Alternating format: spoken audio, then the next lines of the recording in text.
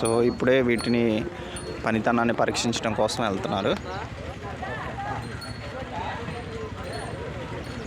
ఎంత కొనుక్కున్నారు బాబాయ్ అవి? తెలీదు. ఓకే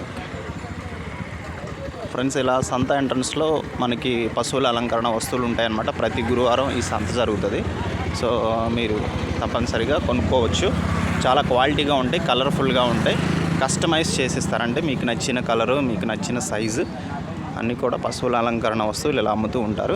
బట్ వీళ్ళ దగ్గర ఫోన్ నంబర్స్ అయితే ఉండవన్నమాట. ఎందుకంటే ఫోన్ నంబర్స్ మెయింటైన్ చేయరు సరిగ్గా.